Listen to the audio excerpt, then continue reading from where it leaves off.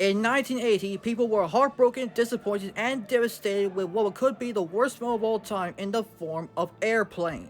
Jump to 22 years later and we got Jackass 1, which is the first time ever we see the Jackass crew, but this time on the big screen. Released in 2002, Jackass 1 sees the Jackass crew do even way more crazier stunts than they did in the TV series, and this time they're going full on uncensored than they have ever done since the TV series, which are clearly censored. And it was done so in a way that you can actually see the Jackass crew like you've never seen before, and for good reason. And it is what kicked off and or jumpstarted the Jackass franchise for the first time ever for audience that they can actually remember. So what can be said about Jackass 1? Other than, well, it's one of the greatest films of all time as opposed to many of the other films that were being released at that time. But does this Jackass film leave a mark on some people to say that it's the greatest film of all time? Or have they left us a huge Jackass-like dark cloud for years to come? Alright everyone, this is it. It's time we look into the one Jackass film that started it all, Jackass 1 from 2002. Some audiences liked it, other critics disliked it, and it's literally because it's one of the few things that made Jackass so iconic in its own history. And it's the one film in which Johnny Knoxville pulls this face. So it's time to look into this compilation film from 2002 by looking into 10 things that what you may not know about Jackass 1, the original and still the best. So let's look into it right now. And the words of Johnny Knoxville, welcome to Jackass!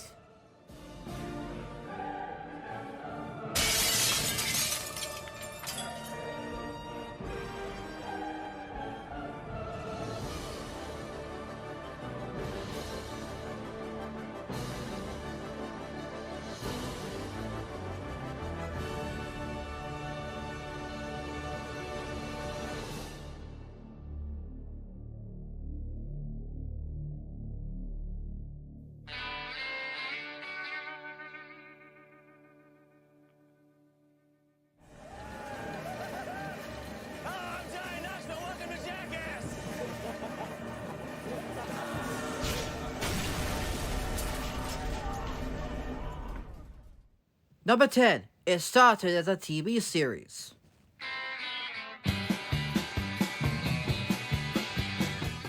Jackass started life as a TV series which aired from 2000 to 2001. Look, you clearly knew you had a thing coming when your first scene is literally Johnny Knoxville placed in a cannon welcoming the viewers to Jackass while getting blasted out of a cannon and landed straight into a net. Hi, I'm Johnny Knoxville. Welcome to Jackass. 3, 2, 1,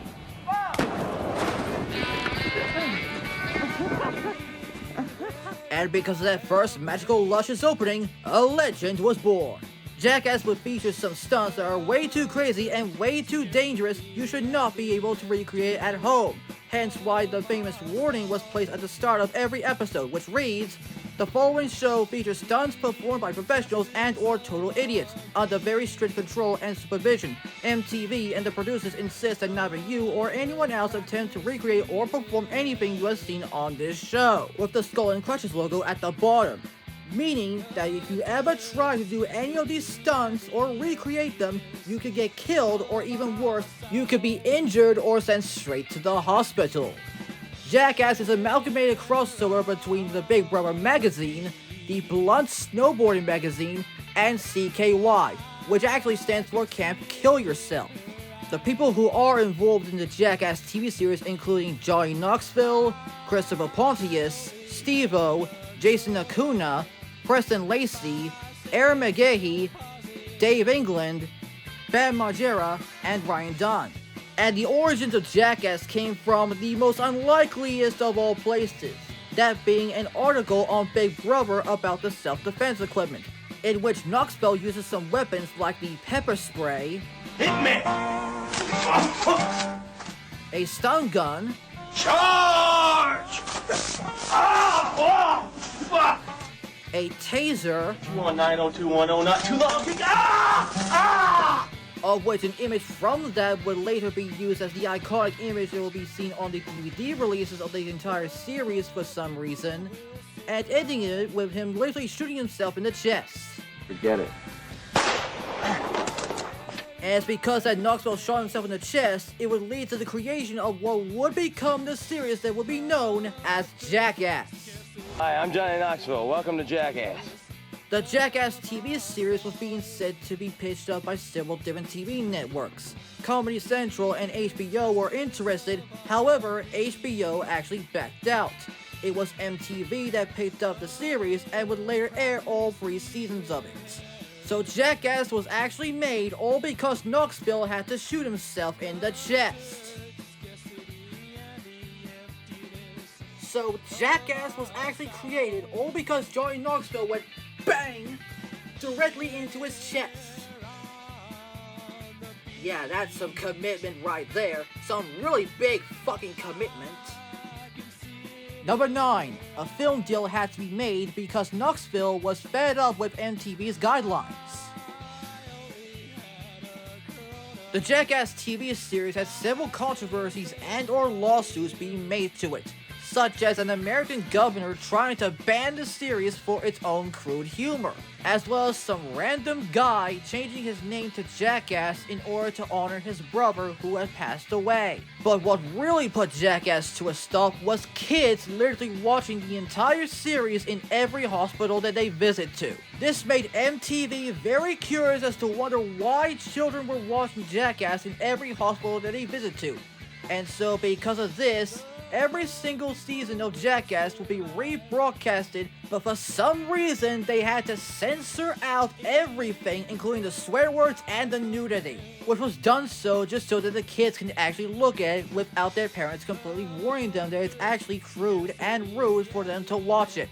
And because of all the censoring and all that random business crap, the first season became the last season of Jackass, which aired in the second half of 2001. MTV had several guidelines and regulations as to what they can and cannot show, which really puts an end and sets Knoxville off to no end, who quits and said that they don't want a watered down version of Jackass. They want it to be what they are.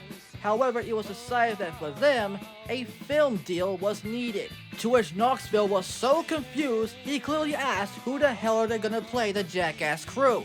But then it was actually decided that yes indeed, the Jackass crew are having their own first film deal. We're doing a goddamn Paramount motion picture and we can't put on fog and lights at the same time. And so with the Jackass crew getting their first ever film deal, it was time that a Jackass the movie would be made. And yes, that is their actual title, even though I'm actually going to be referring to it as Jackass 1, just for timing purposes, and it's exactly what I refer to it. It's like calling Flying High Airplane, which is exactly how I would refer to it instead of Flying High. But, I mean, come on. Jackass 1 is what I would call it instead of Jackass the movie, which is what it was actually called, but hey, at least they're gonna be having a film deal, right? Yeah, they actually did have a film deal. Number 8. The Jackass crew on the big fucking screen, bitches. The Jackass crew made their first ever big screen appearance in Jackass 1.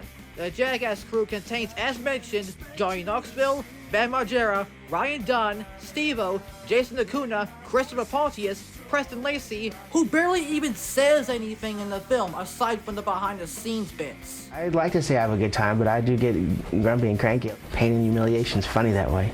Dave England and Aaron McGahey. Jeff Tremaine came on board to direct Jackass 1, as he did with the original TV series. Spike Jonze, who directed Her and Where the Wild Things Are, came on to produce the entire thing. MTV Productions came on board to produce the feature. Before Jackass 1, MTV Productions co-produced the Jack Black high school documentary thriller Orange County, and they have done so with every single film that they have done except for Joe's Apartment, which was done by the MTV network, whereas the first film that was co-produced by MTV Productions was Beavis and Butthead Do America. Dick House Entertainment also co-produced the film. They were originally known as Jackass Productions when the TV series was being made. And just guess who distributed the film? That was, of course, Paramount Pictures, who in 2002 celebrated their 90th anniversary at that time. Paramount may be notable for distributing and co-producing classics such as Psycho, The Godfather, Willy Wonka and the Chocolate Factory, and the Superman cartoons. However, they are notable for producing one film that is so widely hated it is regarded to become the worst film of all time, and that is Airplane. But the less we can say about that piece of crap, the better. And just think about that for a moment. The Jackass crew in their first big screen appearance, with Jeff Tremaine directing, Spike Jonze producing, MTV Productions and Dickhouse Entertainment co-producing it, with Paramount not only distributing but co-producing it? Now that's fucked up. Number 7. Guest appearances. Just like the Jackass TV series, Jackass 1 has a lot of guest appearances, and I think you probably already know them by now. Guest appearances include Chris Robb, Louis Fall, Tony Hawk, Rick Kosick, Matt Hoffman, Lance Bangs, Dmitry Laskovich, a vomiting guy by the name of Gutch, a rage-filled Henry Rollins, Clyde Singleton, Manny Puig, and Reb Taylor, who appears at the end of this film, as well as the endings of both Jackass 2 and Jackass 3D. And out of all the guest appearances that are shown in Jackass 1, the weirdest and most craziest and the most out of nowhere of them all is Butterbean? So the most fucked up guest they got for Jackass 1 is Butterbean? You know, the wrestler Butterbean? Yeah, I get that. But out of all those other guests, Bam's parents are the fucking worst. Especially his very loud mother. My god, I hate them so fucking much. Number 6. Filming and injuries.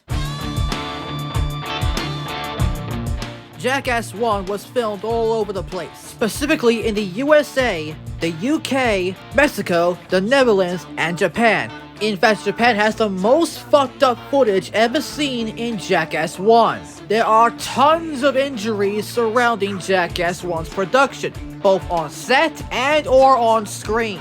A lot of the cast and crew members literally got injured, cut, damaged, and literally having bones removed, as well as bleeding from all the dangerous stunts that they have been doing. So much so that when the iconic opening shopping cart scene was done, Ryan Dunn went straight to the hospital, goddammit, I tell ya, straight into the hospital. If Ryan Dunn can put a toy car up his butt just because Steve-O didn't want to do it, Ryan Dunn just went straight to the hospital after the opening scene was created. Going back to the filming of Jackass 1, the Wasabi Snooters cocaine scene was actually shot on Johnny Knoxville's birthday. Yep, that's right. Wasabi Cocaine Snooters was shot on March 11th. There are also some quirks along the way. Loomis Fall came up with the suggestion of the Night Panda scene, clearly because that he actually wanted to go to Japan. Ben Margera said that he promised that his fucked up mother will say fuck in the end of the film. And I'm not kidding, he literally says this straight on camera. Since we no longer have to bleep cuss words, I promise I will get my mom to say fuck by the end of this movie. And the fucked up, god-awfully annoying shoplifting scene, where the angry fucking shop owner just wants to leave his fucking store alone, while Irving's bad rap assistant is trying to steal something instead of buying. He came up with the impromptu line of, "I was Lon Chaney's lover," while seeing a star of Lon Chaney in the Walk of Fame. And of course you have Steve-O not wanting to do the car of the butt gimmick, that being the butt x-ray thing. He came up with an earlier version of the butt chug, that being the nose chug, where he would have a hose that would be connected to his nostrils so that he will have the beer being poured into it, only to have the nose chug on it. Everyone didn't even like the idea, where Knoxville said, to which Johnny Knoxville in his infinite wisdom said, "That sucked, stick it up your ass." And then Steve-O replied, "Knoxville, we've already established I don't put things up my butt." And then he added, "Plus it wouldn't even work that way." To which 4 years later, he would finally fulfill his fucking wish in Jackass 2. It's fair to say that the essence of all the Jackass films can come from the injury while making them. And sure enough, all the injuries can come from the people themselves, as well as the quirks behind them all being from the people that made them. And that the people who made them can get seriously damaged or badly hurt. Hence the warning at the beginning of the film. As for the warning that starts the original Jackass series, that has been updated to reflect the fact that it is a film and not a show. to which they changed it from the old TV version to the now iconic one, which reads, "The stunts in this movie were performed by professionals, so for your safety and the protection of those around you, do not attempt any of the stunts you're about to see," as well as adding a reminder which was not in the original series. That version of the warning is still being used to this day as of Jackass Best and Last. Number 5. Cut Ending.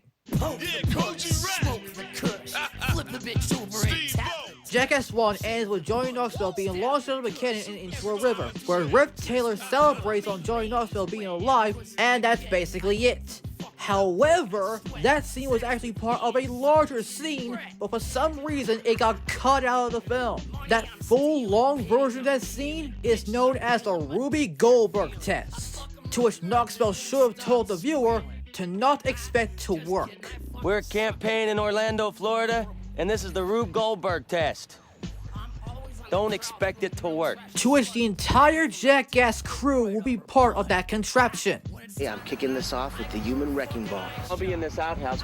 He's gonna hit me, knock me down. I'm gonna go down this slide onto that toilet paper, and I'm just gonna be covered in a bunch of crap. At that point, I stand up, the ball gets all the way down to the bottom, hits a trigger, and knocks Steve-O into the vat of disgusting shit. You have decomposing flesh with shit mixed in there, and the heat, there's probably bacteria that not even known to humans developing in there right now. He shouldn't be nervous. He should just be prepared to be in some serious shit. After all that pussy, if my dick goes down because of this shit. I'm a penis that's gonna roll down a ramp into a vagina. If I hit that green thing, dude, I'm gonna be so lucky. I'm gonna get kicked by that donkey, ride on horse, down that slide, jump over 3 alligators, land in the mud, and then get around all the other alligators, jump in that net, and make that piano go down so he can go off the catapult. I'm getting launched into the water off that catapult. And then Rip Taylor's gonna come by and go, "Oh, fabulous," and he's gonna throw confetti. And he's gonna go pull the trigger of a gun, he's gonna go, "The end." So here's what was going to happen. Preston Lacey would fly in as the human wrecking ball, whacking a porta potty with Aaron McGahey inside of it. Aaron McGahey would slide down and fall into a mat that's literally filled with toilet paper, which would lead to Ryan Dunn getting punched in the balls, where he says, "Bam, why don't you just come over and kick me in the nuts?" Bam! Why don't you just come over and kick me in the nuts? Then Ryan Dunn would fall into the seesaw, to which he would then be covered by a bunch of feathers and the ball that is said to have been gone down in a zigzag-like maze. And it would lead to Steve-O ducking down into a water full of crap and puking on it in a bucket. Then Jason Acuna would get punched in the butt and it will go down in a Plinko-like contraption. Then a rocket will be shot out of it, which would lead to Dave England dressed up as a penis, rolling around where the balls are chasing him and entering a vagina-like opening area, which he would then fall down into a mat and would lead to Bam Margera, now looking the worst that he has ever been, jumping onto some trampolines and hitting a green dotted full stop like switch, where a donkey kicks Christopher Pontius in the butt, where he would slide down with fucking rollerblades, I tell you, and entering a pit of fucking alligators, where he would go across it and avoid the alligators, to which then he gets caught in a net, and then the black box will go down, which is where the theatrical ending kicks in, which is where Johnny Knoxville gets flung out of the catapult, to which he then plumps himself in the lake, and Rip Taylor celebrating his aliving, where he would throw some confetti, much like how he did in Jackass 2, but then basically states that he might in fact be a jackass himself, where Johnny Knoxville swims along for the ride. Never forgive you for this. And they call me a jackass. Hello. This scene was going to be shown after the butt x-ray, but for whatever reason it got cut from the film, only showing the one part in which Johnny Knoxville gets flung out of the catapult and into the lake, where Rip Taylor celebrates his aliving, and that's basically it. Some parts of the fucked up Ruby Goldberg test scene made it into the trailer as well as in the closing credits. However, that Ruby Goldberg test scene was cut in favor of Son of fucking Jackass. The next thing we could do, Son of Jackass. Where the whole entire cast and crew of Jackass go full bag grandpa mode on it and then eventually die, only leaving Steve-O behind, where he says this. Yeah, dude. which is basically Steve-O's catchphrase. In fact, there are tons, and I do mean tons and tons and tons of Dole-Tot scones that were left out of Jackass 1, some of which made it into the trailer and in the closing credits, such as the Indian running away from a bull, or was it Christopher Pontius, and Preston Lacey acting as a mermaid. In fact, there will most likely be an extended version of Jackass 1, with all the Dole-Tot scones being intact and kept in. And yes, it will include the Ruby Goldberg test scene, which was cut out in favor of Son of Jackass. Number 4, the story of the screaming Knoxville face image.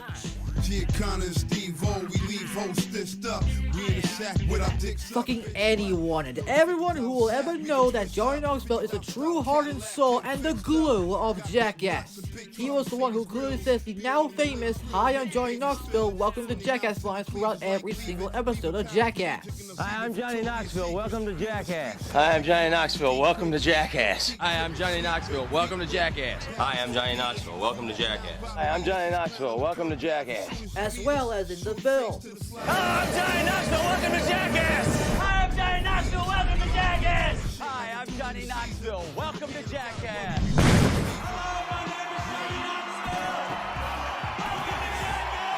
Hello, I'm Johnny Knoxville, welcome to Jackass. Hello, my name's Johnny Knoxville, and I'm about to end this movie. However, a bunch of people do know Johnny Knoxville from this image, where he is seen having a screamy fit while a crocodile bites his own nipple. Well, it actually came from a scene in Jackass 1, in which Knoxville gets bitten by a crocodile itself.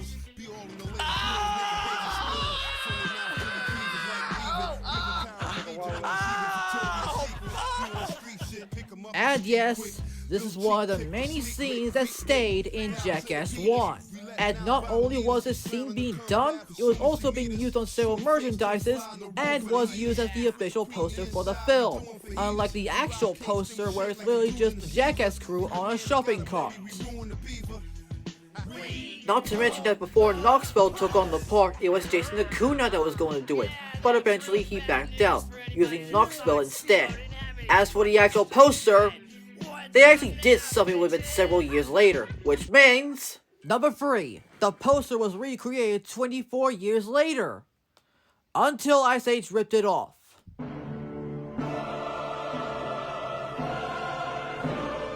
Jackass 1 opens up with a shopping cart going through Los Angeles, clearly denoting that this is in fact Jackass the movie, as the title suggests, where they have gone away from the censored television world and into the big giant universe of cinema. The iconic shopping cart opening scene was conceived by Preston Lacey after seeing a shopping cart that was built and made for the 1980 comedy film The Incredible Shrinking Woman, to which the poster basically suggests, yes, this has a monkey in it, you bastards. However, the shopping cart opening scene was so fucking important in Jackass 1, it became the official theatrical poster. Yes, this is the one that they went with. If you think of Jackass 1 and Jackass itself, you may be thinking of this poster image. There was another poster design that came before it, which features the Skull and Crutches logo. And there's also this alternative one, where for some reason it shows the Jackass crew holding up a Jackass flag in a stormy background with the tagline, "Our movie, our way." However, it's this poster that features the shopping cart that is way more iconic. However, 24 years later, in 2026, when Jackass Best and Last was about to be released, this poster was made, where they clearly show the Jackass crew on a shopping cart exactly the same way they did in the poster for Jackass 1. And not only that, the shopping cart scene in Jackass Best and Last is actually the ending of that film. Yep, that's right, Jackass Best and Last ends with the Jackass cast, and in the words of Creed, gone full fucking circle. However, at the exact same time that Jackass Best and Last was released, and in the most disappointing way ever, a trailer for Ice Age Boiling Point was put out, where they clearly decided, let's just rip off the opening shopping cart scene from Jackass 1 and replace everything with the characters from the Ice Age franchise, and have them destroy each other, like how Bam destroys Dunn in the opening scene of Jackass 1. And this trailer, in my own words, is absolutely fucking bad. Yeah, really bad. Not only does it feature 04 Tuner, which was the song that was used in the original shopping cart scene from Jackass 1, but they clearly decided to ruin everything in one fucking go. It's like a 20th Century Fox and Blue Sky Studios saw the iconic opening scene of Jackass 1 and went, you know what, let's recreate it with the Ice Age characters and make that the trailer for Ice Age Boiling Point. God damn it, you stupid fucking bastards. But at least we do have both the original scene from Jackass 1 and the recreated ending version from Jackass Best and Last, as well as the posters for both of them, that being the one for Jackass 1 and the recreated version from Jackass Best and Last. The iconic shopping cart scenes from both Jackass 1 and Jackass Best and Last are clearly iconic, and yes, the posters for both of them are also iconic. But the trailer for Ice Age Boiling Point, however, was fucking not. Number 2, Japanese version. Since some scenes of the film were shot in Japan as mentioned, a version that was released for the Japanese market was put together. Some scenes were cut out, trimmed, or being removed for legal reasons. Like for example, having people's faces being shown without their consent will be blurred out. But it wasn't even up until the DVD release that those scenes were being put back in. So the Japanese people who have seen the edited version of Jackass 1 would see the uncut version of Jackass 1, with the people's faces being completely unblurred for all to see. Oko no chinko wa chisai. What's he saying? My dick is small. However, sadly, that version of the film was never to be seen, as the Japanese version has been supplanted by the unrated version that was put out back in 2006. Now before we get to number 1, here are some bonus facts. Bonus number 1, Andrew WK is a fucking Jackass god. There was a soundtrack made for Jackass 1, which had the alternative title of Jackass The Music Volume 1. The soundtrack features some tracks that were made by bands at that time, such as CKY. However, what some of these soundtracks don't have are audio clips, and this soundtrack to Jackass 1 has it. And it features the now famous opening line of, "Hi, I'm Johnny Knoxville, welcome to Jackass." Hello, I'm Johnny Knoxville, welcome to Jackass! But there are some tracks that have been released to promote Jackass 1, such as Flesh Into Gear, which was played in the closing credits of Jackass 1. And there actually is a video that was being put out that's being directed by Bam Margera, who is actually in Jackass 1. And it features clips from Jackass 1 as well. However, strangely and epically awesomely, the big song that was made to promote Jackass 1 was We Want Fun by Andrew W.K. And the video was put together, which all takes place at a rap party for Jackass 1. And get this, it actually features the cast of Jackass. And that iconic moment where Andrew WK has a tire on himself. And it ends with Butterbean destroying Andrew WK's life. This track was everywhere during the promotion of Jackass 1. And sure enough, it is indeed the lyrical main theme to Jackass 1, making Andrew WK a Jackass fucking god. There is no fucking way that Andrew WK would contribute to the Jackass 1 soundtrack. And not only that, some other bands would contribute to the Jackass lineup, that being Wolfmother for Jackass 2 and Weezer for Jackass 3D. Plus it features the main theme from Jackass, Corona by Minutemen from 1984. And bonus number 2, the Mousetrap scene took 24 takes to get the intro right, making Knoxville furious.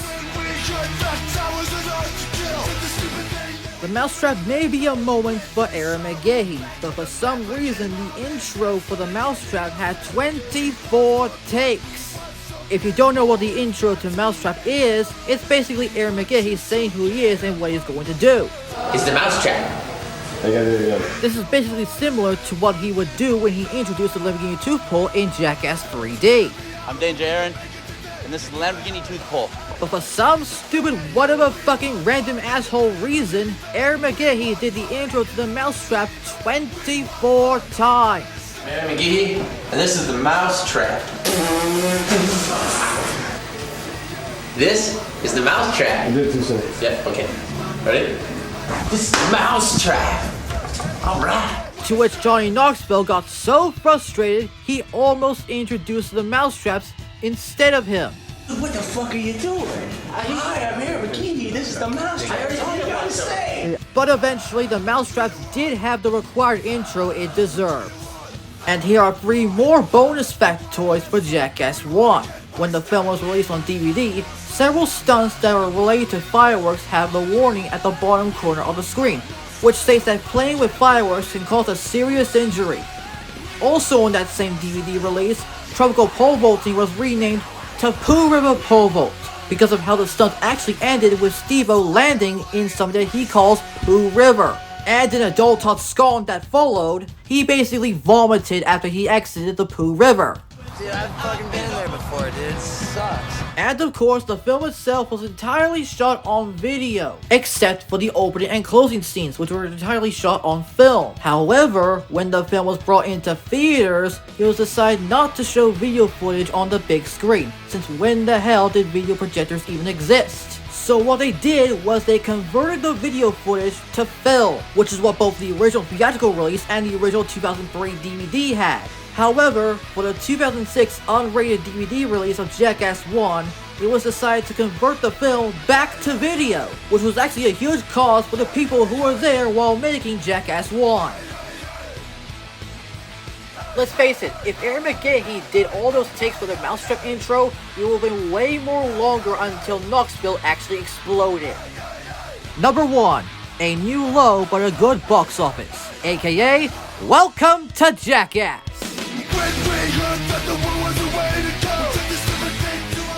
Jackass 1 was released on the 25th of October of 2002, and it is actually a huge freaking massive loaded hit, as it earned just fucking shy of $80 million, on a budget of $80 million, so that basically made a big deal after the inevitable failure of Airplane.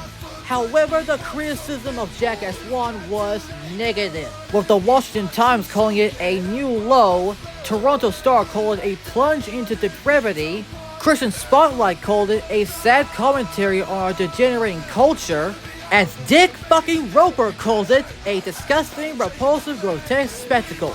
These criticisms were so negative, a trailer was put together for Jackass 2, which features the same negative criticisms that they had for Jackass 1. And that trailer featured a lost, deleted scene where Johnny Knoxville and Ben Margera hop into a Lamborghini in order to remove Don Vito's tooth. However, there are also some extended criticisms as done by Dick Roper himself, which he also says is also hilarious and provocative. God help me, thumbs up.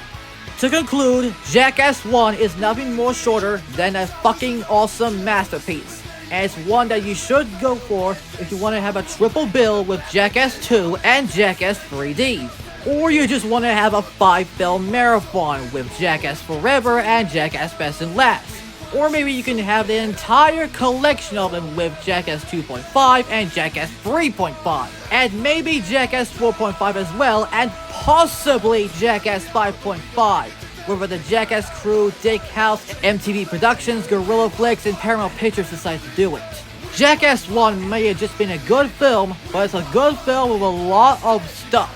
And I do mean a lot of stuff indeed, as it has a lot of nudity and a lot of whatever the heck is inside of it. And as always, welcome to Jackass! Hello, I'm Johnny Knoxville. Welcome to Jackass! I really fucking love Jackass 1. And also Jackass 2 and Jackass 3D. I haven't seen Forever and Best and Last yet, nor have I ever seen 4.5, but I have seen 2.5 and 3.5. But it's Jackass 1 that clearly got it all mixed up in here, and it's actually really good. Also, what the heck is up with that alligator in the Margera's kitchen? Or whatever the heck that is. Seriously, I don't know why that got here in the first place, because it might not be the same one that bit Knoxville in the nipple, so I guess that's that. But if you want some crazy fucked up fun, then Jackass 1 has got you covered. Anyways, I hope this is gonna be a good idea for you, but that was it for Jackass. The only thing left to say is, welcome to Jackass! That's it. No more rocket skates. If you want to send some stuff to me so I can check out what you have sent, please send it to this exact address. However, you may only send some stuff that I am interested in. No airplane, okay? Because if you send something like this, I will make sure that I will tell you that I do not like this film at all. That and the individual 4K release, which had the exact same front cover artwork as the 40th anniversary steelbook. Come on, you gotta be kidding me. Unless if you would send me that Zucker Abraham Zucker 3 film collection set that I'm gonna get for top secret, which I actually do have a version of it and I will show it to you in 12 seconds. Well, you can probably tell that I'm not gonna get it for Airplane, I'm not gonna get it for Naked Gun, I'm only getting it just for top secret. However, I do think that you should send the set as a whole because, let's face it, it's a big deal. Well, we did get the 4K only edition for some reason, and yes, I got it for top secret. You see that? I told you I would get it. So make sure you send stuff like this, or this, or this, or this. And yes, even Airplane 2 the sequel. Oh, and get this. A special collector's edition of Twister, complete with a steelbook that features not only the secondary poster artwork, but the image of the pipe scene on the back. Heck yeah, I'm getting this. Well, actually, we do have the double feature set, which consists of Twister and Twisters, so we're pretty dang close. And also Airplane 2 the sequel, which has this cover. Just look at those nuts. I can't keep up with them all! And even the one in the original theatrical poster! Like, look at it! And just look at this poster for the worst film of all time! I mean, come on, do they really need to tie that plane up into another? I mean, that part never actually happened in the film! I mean, they clearly just used a toy model plane! Like, come on, really? And yes, this is what the plane actually looks like in the film. And here's another image of that same goddamn plane model, also from the film. God damn it, I hate this film. And even here, in this Australian VHS cover for the film, where the plane looked completely different, where it had a much longer nose compared to the original poster's shorter nose, and they gave it some eyes and a full-on smile, making it look like that the plane is actually freaking laughing. And it looked terrifying. Thank God it didn't even make it into the DVD, Blu-ray, and 4K releases. And its different titles, like this one known as Flying High, but I would refer to the film with this title. And the same exact thing happened with Airplane 2 the sequel. And we found the reason why. Universal. And the Concorde Airport 79. Universal didn't even want the title of Airplane being used in all parts of the globe, so the title had to be changed. And as for the Concorde Airport 79, however, not only did they have to avoid competing against Airplane or Flying High in some parts of the globe, but they also changed the marketing campaign from "At twice the speed of sound, can the Concorde evade attack?" to "See it for the drama, see it for the laughs." Why? Because Airplane exists. Or so we thought. But not so in this case, because on the 4K release, yep, it's still called Airplane, not Flying High. Do you agree that it's still called Airplane and not Flying High? Do you? Do you? Well, I don't think so, you confusing title-changing nerd. I just hated it so much. So make sure you send in to this address, and I hope to God I will look at them. And in the words of the good old immortal named Connor McLeod, there can be only one.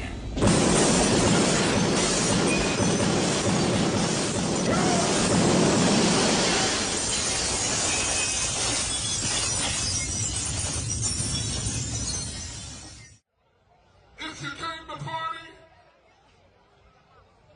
make some noise. If you came to party, make some noise. Airplane just opened the door to Hollywood for us for as long as we wanted it. I mean, it really worked pretty well, and we understood that kind of humor, so we could do that.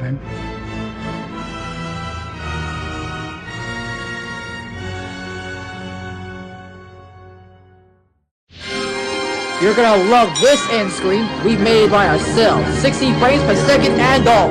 Scariest plane of all time? Make sure you look at the logo for some reason, because it's getting wicked.